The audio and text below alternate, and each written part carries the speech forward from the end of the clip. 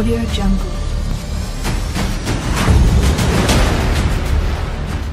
In the back of Marco's party, it was going to be a very rough time.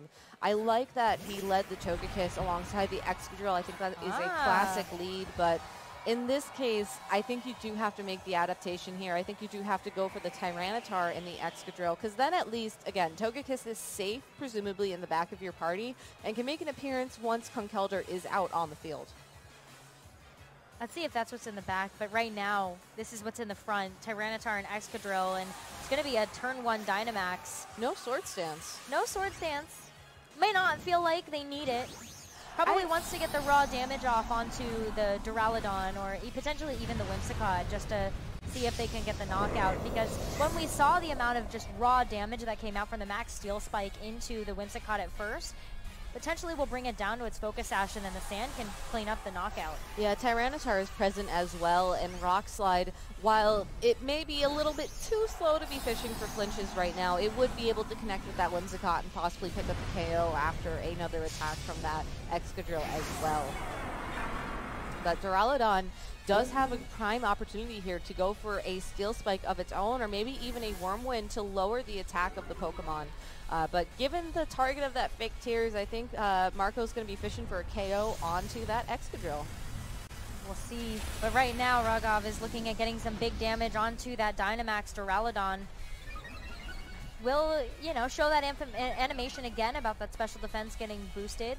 But we have the Max Wormwind now, which is a very classic play here coming out from Marco. This is almost like expected at this point, where Marco's really looking to try to get those drops. It's interesting. It's an interesting strategy, knowing that the Dracovish and the Conkeldurr seem to be the core of his strategy. Going for these drops on the Excadrill, I think, is sort of making the assumption that Raghav will continue to play where this Excadrill is the core of his strategy. If I'm able to get enough attack drops up on it, then I don't necessarily have to worry about the damage output of my Duraludon, because when my Conkeldurr shows up, when my Dracovish shows up, you know, they will be able to do the damage to pick up that KO, and Excadrill won't be able to KO them, even though it will be faster because of the sand. Whimsicott's going to use Tailwind, trying to ensure that the speed is a little bit more even, but we already know that Excadrill gets a chance to move first, and with that, Whimsicott, even with the attack drop, that's a clean knockout as well. And I think Raghav is hoping that Tyranitar sticks around long enough, even with that attack drop, to finish off that Duraludon. I think it should. It really is going to depend on the targeting here, but again, looking at how Marco's playing, looking how he's prioritizing these attack drops rather than going for the KO moves onto Raghav's Pokemon, you know, I think that it's very, very interesting that Raghav went for the double KO onto the Whimsicott and the Duraludon. Because look at the board state. Tailwind got up, Whimsicott got out of the way. That's what Whimsicott loves to do when setting up Tailwind. Duraludon got 2 attack drops on both this Tyranitar and this Excadrill, and is now moving out of the way. It's unfortunate that Marco is down to his last 2 Pokemon here, but assuming he brought that Dracovish and that Conkeldurr again, you know, this is the perfect opportunity for them to take the field. If Raghav wants to go on the offensive with the Tyranitar, he has to switch it out to get rid of those attack drops. Excadrill, he has to switch it out, give up the last turn of the Dynamax factor, and again, get rid of those attack drops and then bring it back in later. So it's a very interesting pivot from what we saw in Game 1, and I think that Raghav almost helped Marco with picking up those knockouts there. I would have been curious if, I mean, obviously we couldn't have seen something like the Sword Stance from that Excadrill because it's already Dynamax, but if maybe Raghav could have pivoted a turn earlier to try and avoid setting this up for his opponent. Well, Max Guard going to eat the Vicious Rend. Conkeldurr going for the Ice Punch into the Tyranitar. Interesting that it wasn't a fighting type move. That means that Tyranitar is able to fire back with a Crunch onto the Dracovish. I think that Ice Punch was looking to put Tyranitar within KO range of a Mach Punch without potentially activating something like a weakness policy. So again, just really strong play from Marco here, identifying his win condition and not really giving Raghav an opening to try and you know, even the score. This Dracovish, you know, we do know it has Choice Scarf. We do know that it is locked into Vicious Rend now, and if it's very possible that if the Gourgeist is in the back of Raghav's party, if it can find a way to try and deal, get it out on the field, get Trick Room up on the field. That might be an opening there, but there's still the Conkeldurr. Dracovish and Conkeldurr together are just so powerful. Tyranitar going for a protect Dracovish. The Vicious Rend is going to connect with the Excadrill, so that is going to be a knockout. Tyranitar not going to be able to do too much this turn, and neither is Conkeldurr. Has to put the Ice Punch right into the protect.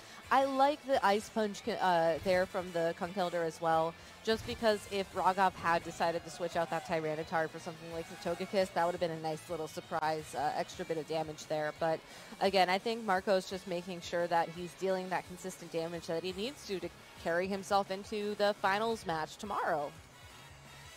A little bit of extra damage, but here's the Gourgeist. There is a Gourgeist, and to Tyranitar's benefit, it does outspeed and could potentially try and flinch that Conkeldurr with something like a Rock Slide, but to stop it from Ice Punching the Gourgeist. But if he does that, then the Dracovish can target it with a Vicious Rend. That'll probably pick up the KO at this point. Conkeldurr could also just decide to not do that and go for a Mach Punch, and there's still, I think Marco has a pretty clear path to victory here. You knock out the Gourgeist, you stop the Trick Room, and then hope for the best. But we'll see. It did take 2 hits to knock out that Gourgeist with a critical hit as well. So Tyranitar is the last Pokemon standing between Marco and the finals match tomorrow.